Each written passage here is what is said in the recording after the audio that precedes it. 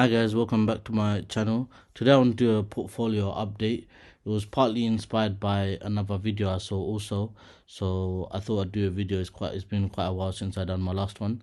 So the video it's inspired by is by a channel called Invest Answers.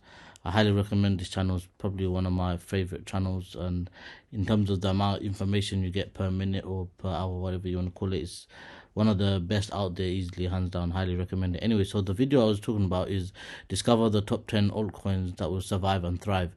So in this video, he basically, I'll try to link in the description per usual, but in this video he talks about how he analyzed the top 10 coin of Bankless, which are these ones, and basically he added his. So Bankless are already very good. They're fundamentally, they're really, I genuinely like what they like, because they choose coins that are fundamentally very strong.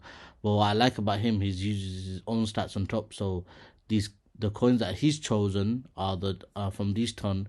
They're obviously gone through two rigorous trials, right? Like, so of Bankless's fundamentals and then his fundamentals, if that makes sense. So once, and he's also added another play, Render, which is his kind of AI kind of play. IA stands for Invest Answers. Anyway, so out of those 10 that he chosen, the only 3 that he said that he'd actually buy or invest in or hold in the portfolio is Solana, Polygon, and Uniswap. So you might say, what's wrong with these other coins? Well, specifically from what I remember is Optimism and Arbitrum's tokenomics are very bad, as in they have a very low float right now in the market and a lot of coins are not out. So obviously we know tokenomics 101, that could make the price go down regardless of how big, how good the project is or how big the community is, right? So anyway, so all that in mind, what I've done is I've decided to make that few changes in my portfolio. So currently my portfolio consists of, obviously without BTC and without the negligible positions, I have Arbitrum, Polygon, Atom, Solana, and Dogechain. So that's kind of like the decent size, the actual my portfolio. So what I want to do is basically reduce my portfolio's Arbitrum exposure and basically get some new coins. So I plan to get Uniswap, Render, and so Render is going to be my AI play. Uniswap is going to be like kind of my DEX play. I'm actually quite bullish on Uniswap, even though they don't share fees or anything like that. I know they share fees with LPs, but the stakers or anything, they don't get any rewards. But I believe they can always switch that on later on. And the other thing is they're adding more and more chains. So they first had ETH, now they got Polygon and some other chains. Once they do all the L2s, they can even go into other L1s like Solana and Avalanche and all that. Because they got the branding, I think they can actually have a moat on the whole DEX industry. So that's why I'm bullish on Uni. Optimism, I like Optimism because recently, even though like I said they don't have the best tokenomics, but I do want to have some exposure because recently Coinbase decided to make their layer 2 using the OP stack, which is Optimism technology.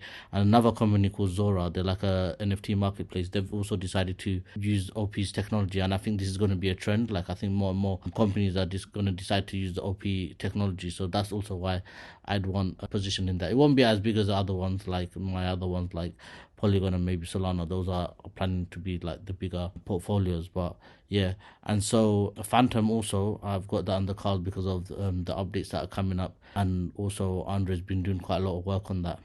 So those are the new additions. Then on top, we have the things that I've done that you guys might not know. So I've sold my territory position.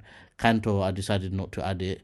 Gala and IMX are my kind of like the gaming ones. I'll also actually add Engine. I think Engine is actually a good, very good, interesting one as well, in terms of in the gaming niche. And Juno, not gonna add it. I'm actually gonna reduce. I might do a whole video on the whole Cosmos ecosystem, but long story short, Juno I'm not gonna add.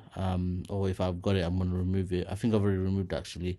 And Kojira, I'm actually considering adding that to my positions. So yeah, so that's that. Those are the kind of maybes and some update on my previous position. I just wanted to mention something. I know like it's a portfolio video and you want to know about low cap, so what not, potentially I could do one. Obviously nothing's financial advice in my videos, but I just want to talk about the importance of ETH and BTC in a portfolio, guys. I know a lot of people, you want to make a quick gain, go into low caps, maybe make a 5x, etc. But I don't actually think people realize how scarce BTC is, and also ETH. I might actually just do a whole like video on that alone. But BTC is actually insanely scarce. There's only like 6-7 million on the exchange, and a lot of things are happening like hyperinflation and whatnot. I would highly, if I didn't already, I would highly like consider having a big stack of BTC in comparison to the portfolio. That's just something that I think is common sense. Obviously, nothing I say is financial advice, but it just makes sense in terms of safety. You would want, because all your money, if it's in fiat, and you want some sort of safety net, the best safety net, if you're in crypto, you understand crypto, is BTC. Because in a scenario where fiat hyperinflates, people are not going to buy altcoins, they're going to buy what they understand, BTC, and that's when we could see BTC go parabolic, right? So first, what you want to do is make sure you're safe, then you want to probably go into riskier stuff like the altcoins, whatnot. But yeah, like I said, I might do a video on that alone, but I just thought I'd add a little bit here because I just think a lot of people, they don't have no BTC ETH and they just want to go completely on altcoins and risk everything. So it's just something to keep in mind. And then lastly, I just want to say some trends in the bull market. I've mentioned this in previous video, but just a quick refresh. There'll be like mini trends in the bull market, like maybe a gaming trend or AI trend or something trend. Whenever I see a trend, maybe a DeFi trend or something, whenever I see a trend, I plan to buy like 3 to 5 coins within that trend and then sell it within the hype.